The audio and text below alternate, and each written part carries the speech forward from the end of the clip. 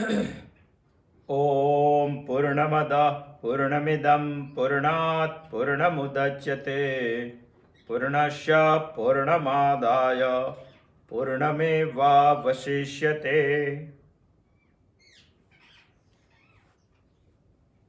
ईशावास्य उपनिषद का हम अध्ययन कर रहे हैं। 8वें मंत्र का हम अभिचिंतन कर रहे हैं। श्रुति हमें बता रही है कि दुनिया में दो तरह के लोग रहते हैं। एक है जिजीविषा, दूसरे है मुमुक्षु। जो जिजीविषा है उसको जीने की इच्छा है, और जीने की इच्छा है तो खाना पड़ेगा, जीने के लिए तो खाने की इच्छा है, खाने की इच्छा है तो अन्न पकाने की इच्छा होती है, अन्न पकाने की। सिर्फ अन्न की इच्छा होती है ऐसा नहीं है, वस्त्र की इच्छा भी होती है, मगर सिर्फ वस्त्र से अटक जाता है ऐसा भी नहीं है। घर की भी इच्छा हो जाती है, घर बनाने से भी अटकता नहीं है। उसको स्नेही चाहिए, संबंधी चाहिए, सबका उसको साथ चाहिए, ऐसी भी एक इच्छा होती है। उसको कीर्ति की भी इच्छा होती है, प्रतिष्ठा की भी इच्छा होती है। और ये सब इच्छाओं के लिए, ये सब कामनाओं के लिए वो सतत प्रयत्नशील रहता है। जो प्रयत्नशील रहता है इसके लिए श्रुति ने प्रवृत्ति लक्षण वैदिक धर्म बताया है। और दूसरे लोग हैं मुमुक्षा वाले, एक जिजीविषा, एक मुमुक्षा। और मुमुक्षा वाले जो लोग हैं उसको जिजीविषा नहीं है। जिजीविषा जो जिजीविषा वाले हैं उसको वो साधन चतुष्टय नहीं है मोक्ष के लिए। ये जो मुमुक्षु है वो साधन चतुष्टय है, इसको और कोई तृष्णा नहीं है, जिजीविषा भी नहीं है, साधन चतुष्टय है। इसके लिए श्रुति ने, वेद ने हमें एक दूसरा धर्म बताया है, निवृत्ति लक्षण वैदिक धर्म। यानी सृष्टि की निर्मिति से वेद ने दो धर्म बताए, एक जिजीविषा के लिए, एक मुमुक्ष के लिए। जिजीविषा के लिए प्रवृत्ति लक्षण वैदिक धर्म बताया है, और मुमुक्षु के लिए निवृत्ति लक्षण वैदिक धर्म बताया है। ये दोनों धर्म ईशावास्य उपनिषद हमें बता रहा है। ईशावास्य उपनिषद के पहले दो जो मंत्र है वो आरंभ में सूत्रभूत मंत्र है, बहुत स्वार्थ में बहुत कुछ बता देता है हमें, वो सूत्रभूत मंत्र है। दो मंत्र, पहला और दूसरा। ईशावास्यमेदं सर्वं यत्किंच जगत्यां जगत् तेन त्यक्तेन भुंजीथा मा गृधः कश्चित् धनम्। इस जगत को ईशा से आच्छादित करना है, भुगतने का भी सीख लेना चाहिए हमें। ये बताने के लिए ईशावास्य उपनिषद ने पहला मंत्र बताया है। पहला मंत्र मुमुक्षु के लिए है, जिसको जीने की इच्छा नहीं है, ऐसा नहीं बोल रहे, जिजीविषा नहीं है, इसको खाने का लिए वो जीता नहीं है, अन्न वस्त्र घर के लिए वो जीता नहीं है, उसको कुछ तृष्णा ही नहीं है, वो साधन चतुष्टय है, इसको कुछ पाना है। उसको मुमुक्षु के लिए पहला मंत्र सूत्रभूत है। वो मंत्र हमें वेद का निवृत्ति लक्षण वैदिक धर्म बता रहा है, मगर पहला मंत्र सूत्रभूत मंत्र है, इसका विवरण भी होना चाहिए, नहीं तो पहले मंत्र से हमें सब कुछ समझ में नहीं आ जाता है। इसीलिए पहले मंत्र के विवरण के लिए ईशावास्य उपनिषद में 3 से 8वें मंत्र तक विवरण किया है। और दूसरा मंत्र भी सूत्रभूत है, उसमें जिजीविषा के लिए कुछ बात की है। कुर्वन्ने वेह कर्माणि जिजीविषेत् सतं शमा। बहुत कुछ बताया, पहले भी हम देख चुके हैं। जिजीविषा वाले लोग जो दुनिया में रहते हैं उसके लिए दूसरा मंत्र उपनिषद ने हमें बताया, सूत्रभूत मंत्र है। इसका विस्तृतीकरण 9वें से 18 तक है। पहला मंत्र का विस्तृतीकरण 3रे मंत्र से 8वें मंत्र तक का है। दूसरा मंत्र का विस्तृतीकरण 9वें से 8वें मंत्र 18वें मंत्र तक है। हम अभी देख रहे हैं, सूत्रभूत मंत्र भी देख चुके, दूसरा मंत्र भी देख चुके, तीसरा मंत्र भी देख चुके, चौथा, पांचवा, छठा, 7वां मंत्र भी देख चुके। अब हम 8वें मंत्र पर आ चुके हैं, जो पहले सूत्रभूत मंत्र का, निवृत्ति लक्षण वैदिक धर्म का कुछ निष्कर्ष बता रहा है। सपर्यगा शुक्रमकायम अव्रणम अस्नामि वीरम शुद्धम पाप विद्धम कविर्मनीषि परिभू स्वयंभू यथा तथ्यतोर्थान व्यदधात शाश्वतेभ्यः समाभ्यः। बहुत कुछ लक्षण बताए उपनिषद ने हमें। पहला लक्षण, यह लक्षण तो पहले बता चुके, अभी क्यों बताए? ये सब स्वतः आत्मा कैसा है ये बात बताते हैं हमें। सोपाधिक मंत्रों लक्षण तो बहुत कुछ देखे, निरुपाधिक आत्मा का लक्षण अब हम देख रहे हैं। आत्मा कैसा है? सपर्यगात है। आत्मा कैसा है? सशुक्रम है। आत्मा कैसा है? स अकायम है, अव्रणम है, अश्नामि वीरम है, शुद्धम है, अपाप विद्धम है, कवि है, मनीषी है, परिभू है, स्वयंभू है, शाश्वतेभ्यः है, समाभ्यः है। वो सोचना पड़ेगा। हर बार एक एक बात देके सोचते हैं। सपर्यगा शुक्रमकायम अव्रणम अस्नामि वीरम शुद्धम पाप विद्धम कविर्मनीषि परिभू स्वयंभूर याथा तथ्यो स्वयंभू याथा तथ्योर्थान व्यदधात शाश्वतेभ्यः समाभ्यः। एक एक करके हम देखते हैं। पहले हम देख चुके हैं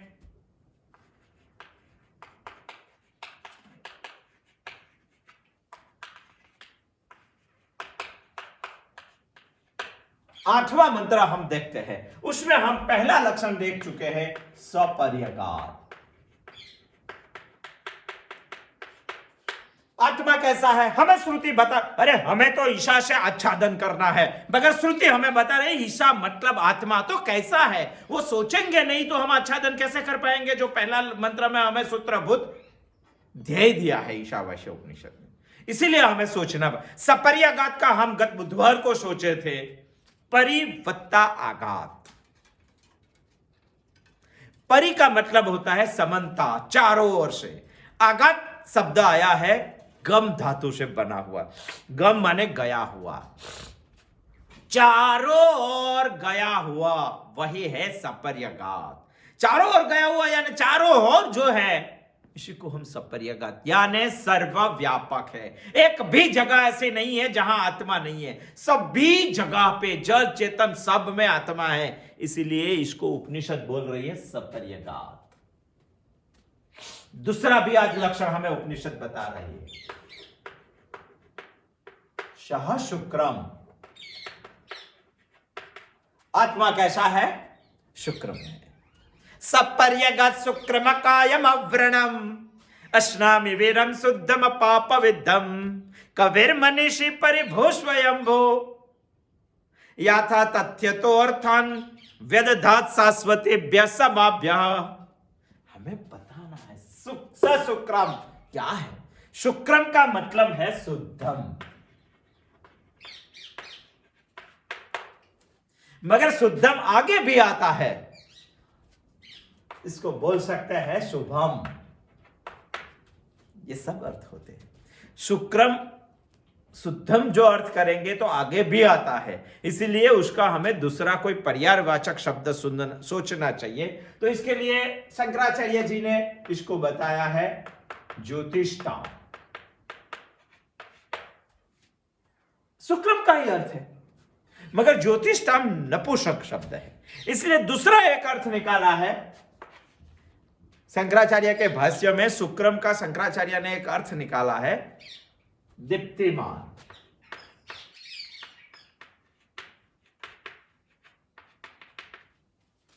सह दीप्तिमान, सशुक्रम समझना है हमें। आत्मा शुक्रम है माने दीप्तिमान है। दीप्तिमान का अर्थ होता है स्वयं प्रकाशमय, तेजस्वी। ये सब अर्थ शुक्रम का निकल सकता है। हमें सोचना चाहिए कि उपनिषद ने शुक्रम क्यों बोला, शुक्रम क्यों बताया। आत्मा प्रकाशमय है, स्वयं प्रकाशमय है। दुनिया में जो जो चीज हमें प्रकाशमय लगती है वो सभी चीजों को प्रकाशने वाला आत्मा ही है। इसीलिए श्रीमद् भगवद गीता के 15वें अध्याय के 12वें श्लोक में बताया है, यदादित्यगतं तेजो जगद्भासयते अखिलम यच्चंद्रमसि यच्चाग्नौ तत्तेजो विद्विमामकम, क्या बताया? सारे जगत को प्रकाशित करने वाला सूर्य, यदादित्य यद आदित्य यदादित्य, जो आदित्य सारे जग को प्रकाशित करता है,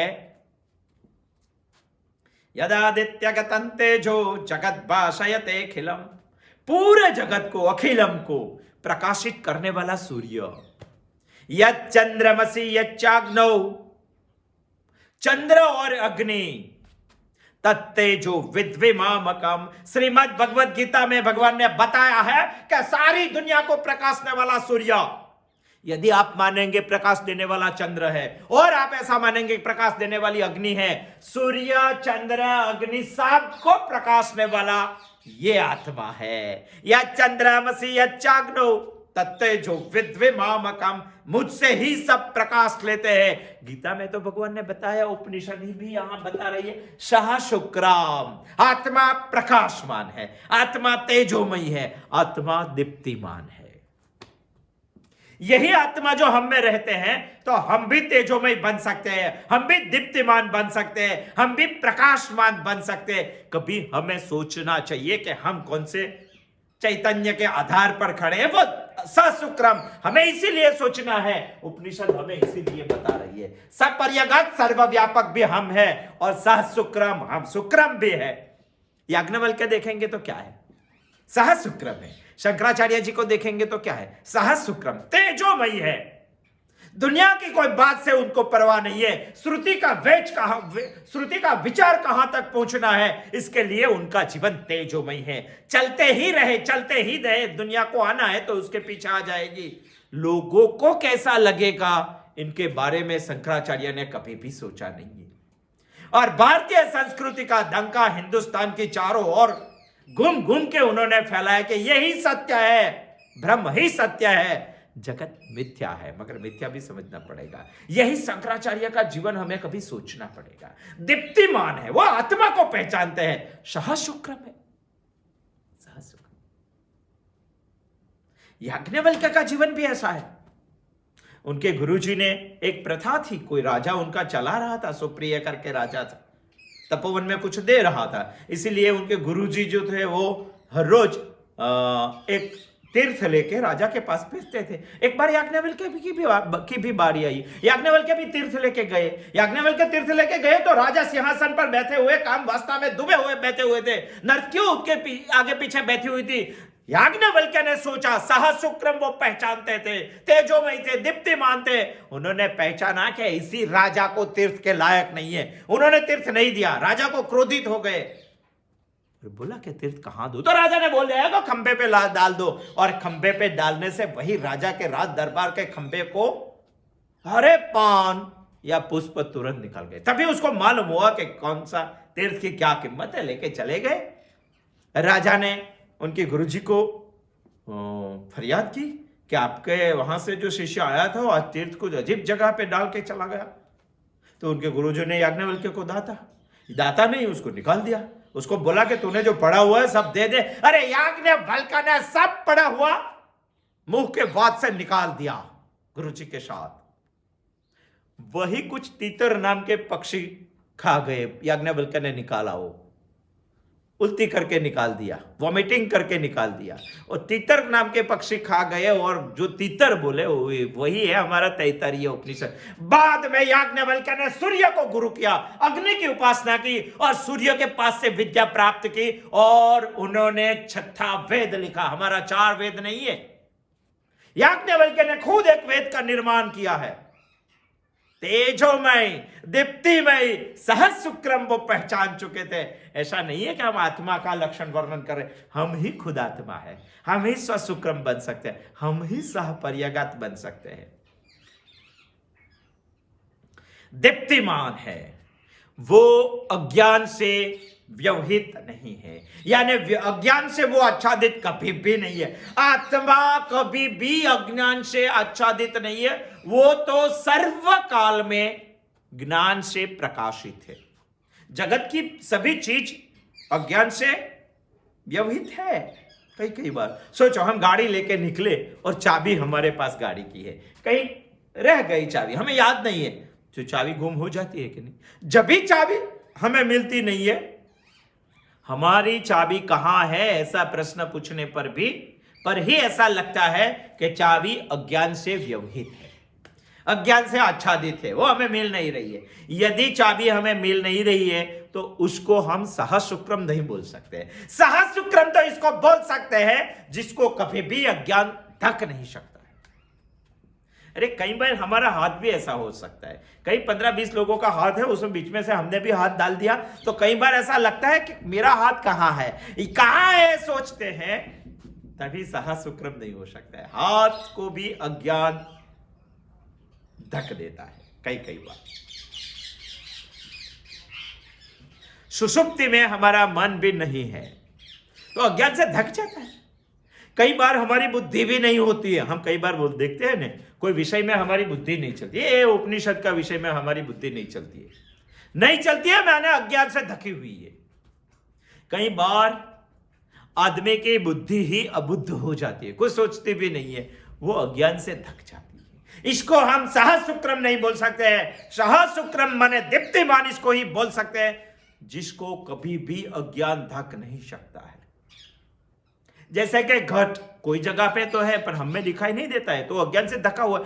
जब भी हमारी इंद्रिय विषय के साथ सन्निकर्ष होता है तभी हमें इसका ज्ञान होता है, जब सन्निकर्ष नहीं होता है तभी इसका ज्ञान नहीं होता है। ज्ञान नहीं होता है माने वो दीप्तिमान नहीं है, सहस्रुक्रम नहीं है, तभी तो अज्ञान से आच्छादित है। दुनिया की सारी चीजें सहस्रुक्रम नहीं है मगर आत्मा सहस्रुक्रम है, वो कभी भी अज्ञान से ढकता नहीं है।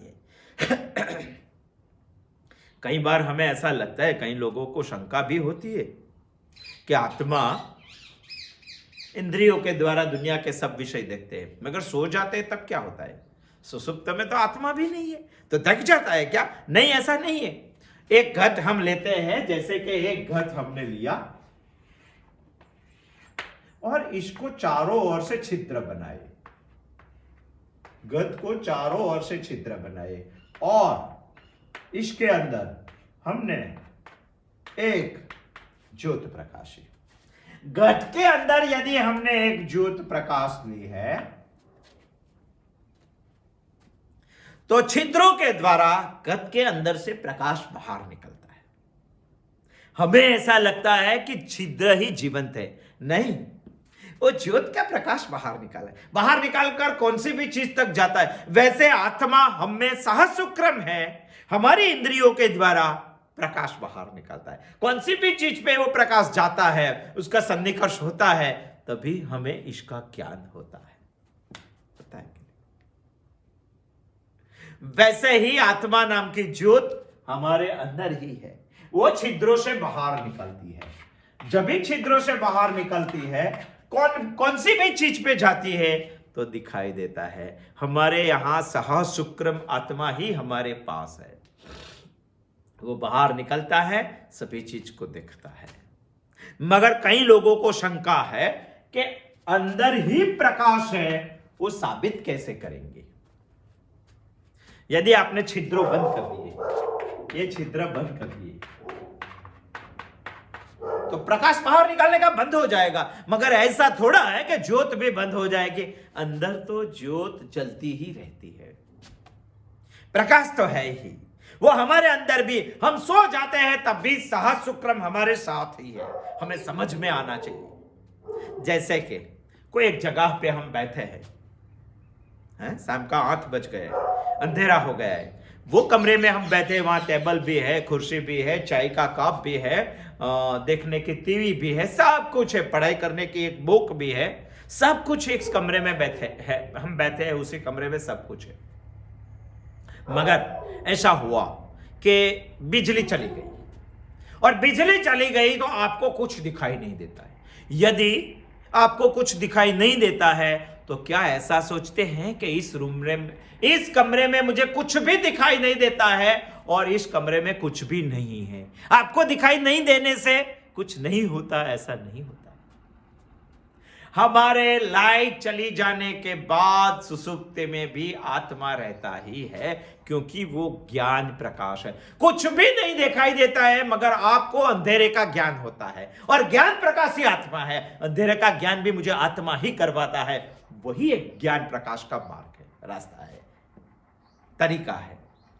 अंधेरे में लाइट चली जाने से सब कुछ नहीं दिखाई देता है, मगर नहीं दिखाई देता है और अंधेरा है, तो अंधेरा का ज्ञान तो मुझे होता ही है। वही ज्ञान प्रकाश आत्मा है। आप सोचेंगे तो छिद्र बंद कर देंगे तो अंदर की ज्योत चली जाए, नहीं, वो तो परमानेंट कब से भी, जब से हमारी सृष्टि की निर्मिति हुई उससे पहले से सहस्रक्रम है, और कल्पों तक, कल्पों के बाद भी सहस्रक्रम रहेगा ही। सन्निकर्ष होने से ज्ञान होता है, प्रकाश तो होता ही। सोए हुए आदमी को आप कभी जोर से बूम लगाते हैं, आवाज देते हैं, तो नहीं होता है क्या? यदि उसको सहस्रक्रम नहीं है, आत्मा उसके पास नहीं है, तो नहीं उठना चाहिए, मगर उठ जाता है। कभी किसी को सोए हुए और झंझोरते हैं तो आवाज देता है कि नहीं देता है? सुसुप्ति में भी वह सहस्रक्रम तो है ही, वो हमें सोचना चाहिए, हमारे साथ ही है, हमारे पास ही है। मगर हमें यह शंका होती है कि आपने बताया कि यह ज्योति तो घट के अंदर है, वैसे सहस्रक्रम आत्मा हमारे शरीर में है।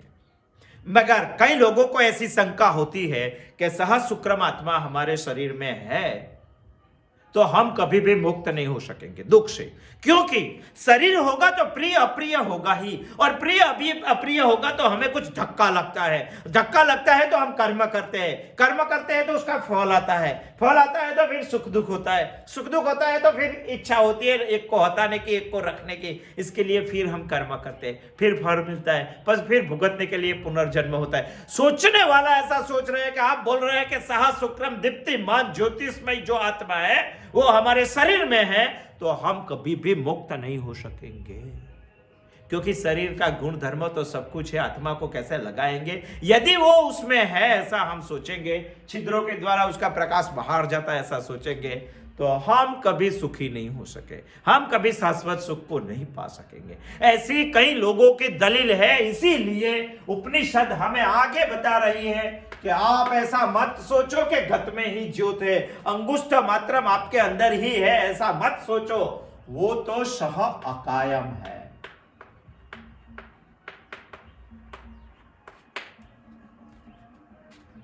उसकी काया नहीं है, उसका शरीर नहीं है, उसका देह नहीं है, देह के बगैर भी आत्मा है, सिर्फ देह में ही ऐसा नहीं है। हम ऐसा बोल सकते हैं कि यदि देह में सोचेंगे, सहस्रक्रम सोच लिया, चलो, तो हम मुक्त नहीं हो सकेंगे, दुख से मुक्त नहीं हो सकेंगे। तो श्रुति हमें आगे का लक्षण बता रही है, सह अकायम। अकायम माने कई लोग ऐसे सोचते हैं कि जो नित्य नहीं है, कायम माने नित्य, अकायम माने अनित्य नहीं है। वो अकायम माने काया में जो नहीं है, शरीर में जो नहीं है, इसकी बात कर रहे हैं हम। सिर्फ इस काया में ही सहस्रक्रम है ऐसा नहीं है, सिर्फ इस शरीर में ही आत्मा है ऐसा नहीं है, सिर्फ इस देह में ही आत्मा है ऐसा नहीं है। आत्मा तो कहीं भी नहीं था ऐसा नहीं है, और कहीं भी नहीं होगा ऐसा भी नहीं है, सपर्यगात, सब जगह पे है, मगर हमें इसका अनुभव होता है। इसीलिए तीसरा एक लक्षण हमें अथवा मंत्र बता रहा है, अकायम सपर्यगात शुक्रम अकायम अव्रणम अस्नामि वीरम शुद्धम पाप विद्धम कविर मनीषी परिभूष्वयंबो याथा तथ्य तो अर्थान व्यदधात शाश्वतेभ्य समाभ्य। कितनी अच्छी बात उपनिषद ने हमें बताई। अकायम है, सिर्फ काया में ही रहता है ऐसा नहीं है। कई लोग बोलते हैं कि इंद्रिय हमारी बाह्यकरण है और मन और बुद्धि हमारा अंतःकरण है। एक बाह्यकरण है, एक अंतःकरण है, मगर दोनों ही करण में आत्मा है ऐसा नहीं है। बाह्यकरण और अंतःकरण दोनों ही आत्मा है ऐसा नहीं है। कई लोग दुनिया में ये दोनों को ही आत्मा मानते हैं। आत्मा तो अकायम है। कारण माने साधन, वो आत्मा का साधन हो सकते हैं, आत्मा नहीं, स्वयं आत्मा नहीं। कई बार कैसा होता है, कोई कारीगर हमारे यहां आता है, देखो कुर्सी, एक चेयर बनाने के, टूल्स बनाने के लिए कोई कारीगर हमारे यहाँ आया तो उसके सब औजार लेके आते हैं, रंदा लेके आते हैं, उसका छिलने का लेके आते हैं, सब कुछ लेकर आते हैं, होल पारने का कुछ लेके आते हैं, सब कुछ लेके आते हैं, उसको हम औजार बोलते हैं। कभी हमारे यहाँ मिस्त्री जब बैठता है लकड़े का काम करने वाला, तो उसके औजार को मिस्त्री बोलते हैं हम क्या? ये तो आत्मा का औजार है, बाह्यकरण और अंतःकरण, वो आत्मा नहीं है। और मिस्त्री को जब जरूरत पड़ती है तो औजार से वो सिद्धि प्राप्त कर लेता है, टूल्स बना लेता है, कपबोर्ड बना लेता है, बन जाने के बाद औजार एक कोने में रख के सो भी जाता है। जागृति और स्वप्न सृष्टि में आत्मा को जो भी सिद्ध करना है, वो सिद्ध करने के लिए ये औजार को, ये साधन को, ये करण को उपयोग करता है। और सिद्ध हो जाने के बाद सुषुप्ति में ये सब करण साइड पे रख देते हैं। माने हम ऐसा मानेंगे कि करण माने आत्मा नहीं है। हमारा बाह्यकरण, हमारा अंतःकरण दोनों ही आत्मा नहीं है। यदि हमेशा लगा कि सहस्रक्रम हम ही है, अकायम हम ही है, ऐसा जो हमें लगने लगा, तो सोचो आप ईशावास्यम इदम सर्वम आच्छादित कर पाएंगे। इस ऐसी भी एक तोच आती है जीवन की, जिसमें यह सब कुछ समझने के बाद अनुभव में आ जाता है, ये शरीर ही सिर्फ मैं नहीं हूं, इसके ऑर्गन भी मैं नहीं हूं, इसके अलग कुछ अकायम हूं, यो वो लगना चाहिए। दुनिया में कई सारे महापुरुष अकायम है। अकायम है वो माने कर्म नहीं करते, कर्म करते हैं मगर फल नहीं होता है, फल आता है मगर भुगतना नहीं होता है। बहुत सोचने जैसी बात है। मगर इसका जन्म होता है, उसको लिंग देह यानी वासना देह भी नहीं है। उसका जन्म, हमारे सबका जन्म कर्म फल से होता है। मगर दुनिया में कई सारे ऐसे भी लोग हैं जो भगवान को भी झुका सकते हैं, ऐसी सिद्धि उन्होंने प्राप्त कर ली है, और वो सब उनको अकायम भी समझते हैं। उनका कर्म फल से जन्म नहीं होता है। तो क्या जन्म ही नहीं होता है? ना, जन्म होता है, मगर यूनिवर्सल नेसेसिटी के लिए उसका जन्म होता है, जागतिक जरूरियात के लिए। वो भगवान उसको भेजते हैं, और भगवान उसको भेजते हैं तभी वो जीव अकायम मानने वाला, सहस्रक्रम मानने वाला, सहपर्यगात मानने वाला, वो बोलते हैं कि प्रभु मुझे जन्म लेकर नहीं जाना है, क्योंकि कर्म कोई भुगतने नहीं है, उसको फल भी नहीं है। उन्होंने निष्काम कर्म से जीवन जिया है, सब पुण्य भगवान को दे दिया है, तो फल ही नहीं है, तो जाने का क्या है? भगवान की जरूरत ऐसी होती है कि इनको वहां भेजना है, और भेजना है इसीलिए भगवान उसे खुद की गरज से भेजते हैं, खुद की गरज से। उसी को ही बोलते हैं अकायम। उसकी गरज, खुद की गरज नहीं है, भगवान भेजते हैं उसको, और भगवान भेजते हैं तभी वो जाने वाला बोलते हैं कि भगवान मैं वहां जाके क्या करूंगा, अकेला तो मैं नहीं जाऊंगा। भगवान बोलते हैं मैं तेरे साथ आता हूं, और व्यक्त रूप से साथ आता हूं। यदि व्यक्त रूप से आ गए तो दुनिया के सब धनपतियों लक्ष्मी के लिए मेरे पीछे पड़ जाएंगे। मैं अव्यक्त रूप से आपके साथ आता हूं, आपको जाना है, मैं आपके साथ ही रहूंगा। अकायम। ऐसे लोगों को, ऐसी मान्यता वाले लोगों को, ऐसा दृढ़ हो जाने वाले लोगों को भगवान भेजते हैं, और अव्यक्त रूप से साथ में रहते हैं। उसमें जाने वाले की गरज नहीं है, भगवान की गरज है। सोचो, एक सेठ ने बॉम्बे से पुणे जाना है, अकेले ड्राइविंग करने में बहुत कंटाला आता है उसको, इसीलिए उन्होंने कोई साथीदार को बुलाया कि मुझे पुणे जाना है, 2 दिन के लिए आपको मेरे साथ रहना है, सिर्फ पार्टी देनी है, मैं आपके साथ रहूंगा। यदि उसको साथ में ले जाना है तो सेठ को उसके घर तक लेना, गाड़ी भेजनी पड़ती है। गाड़ी भेजने के बाद उसकी, यदि प्लेन में जाना है तो टिकट भी सेठ को करवानी पड़ती है। यदि टिकट करवाई और जहां रुकना है तो होटल का किराया भी सेठ को देना पड़ता है। जब भी ऐसा नहीं है किसी के घर पे गए और सेठ को कोई चाय देता है तो पहली चाय साथ में लाए हैं ऐसे बोलते, इसको देते हैं। सब उसका ध्यान सेठ को रखना पड़ता है। यदि ऐसे कोई जीव को भगवान ने यहां भेजा तो सब जिम्मेवारी भगवान की होती है। उसको घर पे गाड़ी भी भेजनी पड़ती है, उसकी टिकट भी जिम्मेवारी, उसको खाना भी, उसका खाने का टिफिन बनाना वो भी भगवान की जिम्मेवारी होती है। अव्यक्त रूप से भगवान उनके साथ रहते हैं। अकायम, आत्मा अकायम है, यानी कोई काया नहीं है उसकी। 3 प्रकार का देह है हमारा, सोचते हैं तो। एक है स्थूल देह, दूसरा है सूक्ष्म देह, और तीसरा है कारण देह।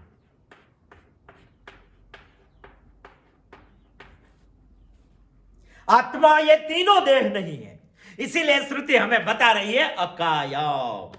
स्थूल यानी इंद्रिय गोचर, जिसको देख जा सकता है, वो ही भोगायतन है। पंचीकरण महाभूत से वो बने हुए देह है हमारा। पंचीकृत यानी बेरसेर वाला महाभूत, सोचेंगे वो बहुत बड़ा विषय है। पंचीकृत महाभूत से बने हुए, पंच महाभूत से बना हुआ ये देह कर्म भी करता है, फल भी भुगतता है। ये जन्म जन्मांतर पुनर्जन्म इसका होता ही है। ये देह जो कर्म करते हैं फल भुगतने के लिए, लिंग देह पुनर्जन्म में जाता है। जो दिखाई देता है, जिसको मार सकते हैं, जिससे खा सकते हैं, जिसको अनुभव कर सकते हैं, वो है स्थूल देह। दूसरा एक हमारा सूक्ष्म देह है, अपंचीकृत महाभूत से बना हुआ हमारा सूक्ष्म देह है, जिसको 70 तत्व हम मान रहे हैं। पंच ज्ञानेन्द्रिय, पंच कर्मेंद्रिय, पंच प्राण, मन और बुद्धि 70 कर्मों का हमारा लिंग देह मानते हैं। और वही लिंग देह को चिन्ह देह भी मानते हैं, सूक्ष्म देह भी कहते हैं। वो इंद्रियों से दृष्टिगोचर नहीं है। कई लोग बोलते हैं कि मरने वाले एक आदमी को हमने कांच की पेटी में रख दिया और जब मृत्यु हुई तभी कांच की पेटी फट गई। ऐसा नहीं है, वो कांच से भी सूक्ष्म है। कांच में भी छोटे छोटे छिद्र होते, उसमें से बाहर निकल जाते, फटने की कोई जरूरत ही नहीं है। अकायम और कारण शरीर, ये दोनों देह का कारण, ये कारण देह है, माया अविद्या। श्रुति हमें अकायम बता रही है कि ये तीनों देह आत्मा नहीं है। आत्मा तीनों देह नहीं है, इसीलिए उन्होंने अकायम बताया है। तीनों नहीं है फिर भी साथ है, ऐसी कुछ अनुभूति हमें लगती है। ऐसा क्यों है? कई लोगों को ऐसा लगता है कि तीनों देह आत्मा नहीं है। अकायम सपर्यग शुक्रम अकायम अव्रणम अस्नामि वीरम शुद्धम पाप विद्धम कविर मनीषी परिभूष्वयंबु। सब कुछ हम आगे जाते जाते देखेंगे। अब तो हम इस मंत्र की पहले पंक्ति का सपर्यगा शुक्रम सह अकायम, आत्मा अकायम। कई लोगों को शंका है कि आत्मा तीनों देह में नहीं है तो हमारे साथ है, ऐसी अनुभूति क्यों होती है? वो हमारा आध्यात्मिक संबंध है, भ्रांति का संबंध है। यदि आध्यात्मिक संबंध है तो छोड़ने में मुश्किल लगता है? नहीं, छोड़ने में भी बहुत मेहनत लगती है, क्योंकि जन्म जन्मांतर इसके साथ हमने आध्यात्मिक संबंध बना दिया। वो निकालने की बहुत, एक एग्जाम्पल हमने पहले भी देखा था, आज भी कुछ दोहरा लेते हैं। किसी के घर पे हम मेहमान गए और उन्होंने कुछ शरबत हमें दिया। शरबत हमें ग्रीन दिखाई दिया, हरा दिखाई दिया, तो हमने बोला कि भाई हम हरा पीते नहीं है। तो घर वाले मालिक ने बताया कि भाई हरा नहीं है, ये शरबत सिर्फ पानी और नींबू का ही है, उसमें और कुछ डाला नहीं, थोड़ी चीनी डाली है और थोड़ा नमक डाला है, हरा कलर तो हमने दिया भी नहीं है। तो फिर भी हमको ऐसा लगा कि ये शरबत तो हरा ही है, हमें पीना नहीं है, जो दिखाई देता है। आप बोलेंगे कि लोग लिंग देह तो है ही, अब सूक्ष्म देह तो आत्मा ही है, स्थूल देह तो आत्मा ही है, कारण देह तो, ये तीनों देह आत्मा नहीं है। तो हमने बताया कि भाई शरबत हरा नहीं है तो ये ग्लास हरा है क्या? तो उन्होंने बताया कि ग्लास भी हरा नहीं है, शरबत भी हरा नहीं है, ग्लास भी हरा नहीं है। तो खुद ने ऐसा देखा कि मेरा जो चश्मा है वो हरे कलर का कांच तो नहीं है, मुझे हरा दिखाई देता है। शरबत भी हरा नहीं है, ग्लास भी हरा नहीं है, ऐनक भी हरा नहीं है। स्थूल देह भी आत्मा नहीं है, सूक्ष्म देह भी आत्मा नहीं है, कारण देह भी आत्मा नहीं है, वो तीनों आत्मा नहीं है। तो हुआ क्या? हमें आध्यात्मिक संबंध हो गए थे शरबत के साथ, भ्रांति हो गई थी। कैसे? वो मकान मालिक ने, कमरे वाला जो मालिक था, उन्होंने हमें बताया कि भाई ग्लास भी हरा नहीं है, उसमें शरबत भी हरा नहीं है, हरा कलर भी डाला नहीं है, आपने हरे कलर के ऐनक भी पहने हुए नहीं है, मगर इस रूम में जो लाइट जल रही है वो हरे कलर की है, इसलिए आपको ये शरबत हरे कलर का। ये मेरे सब कुछ लगते हैं क्योंकि आत्मा इसके साथ आध्यात्मिक संबंध से जुड़े हुए है। बाकी तो आत्मा अकायम है, अकायम। इसीलिए ये तीनों को स्थूल शरीर का संबंध का निषेध बताने के लिए उपनिषद हमें दो लक्षण आत्मा के बता रहे हैं, अव्रणम और अश्नाविरम। दो लक्षण बताए उपनिषद ने हमें। हमें मानते हैं कि स्थूल देह हम है, स्थूल देह ही आत्मा है, वो निषेध करने के लिए श्रुति ने हमें दो लक्षण बताए आगे। कई लोगों को लगता है कि हम सूक्ष्म देह तो आत्मा है, नहीं, सूक्ष्म देह को निषेध करने के लिए बताया है अपापहितम, ये लक्षण बताया। तो कई लोगों को लगता है कि हम कारण देह है, कारण देह को निषेध करने के लिए बताया अशुद्धम। चार लक्षण और आत्मा ने बताया। पहला बताया सपर्यगात, सपर्यगात है, सह शुक्रम है। मगर प्रश्न हमें यह होता है कि सह शुक्रम हमारी बॉडी में है तो कभी भी सह शुक्रम नहीं हो सकता और कभी भी हम मुक्त नहीं हो सकते। इसीलिए उपनिषद ने बताया कि वो तो अकायम है। मगर अकायम हुआ तो स्थूल भी नहीं है, सूक्ष्म भी नहीं है, कारण भी नहीं। अभी भी हमें विश्वास नहीं होता है कि क्या आत्मा स्थूल, सूक्ष्म और कारण तीनों देह नहीं है। तो इसीलिए यह सोचने के लिए उपनिषद ने हमने सूक्ष्म देह नहीं है वो बताने के आगे के दो लक्षण बताए, अव्रणम अश्नाविरम। हम सूक्ष्म देह नहीं है वो बताने के लिए बताया अपापहितम। हम कारण देह नहीं है वो बताने के लिए बताया अशुद्धम। सपर्यगात शुक्रम कायम अव्रणम अश्नामि वीरम शुद्धम पाप विद्धम कविर्मनीषी परिभूष्वयंबो याथा तथ्य तो अर्थान व्यदधात शाश्वतेभ्यः समाभ्यः। आगे आएंगे, ये लक्षण के बारे में हम आने वाले बुधवार को आएंगे, सोचेंगे। जय श्री कृष्ण।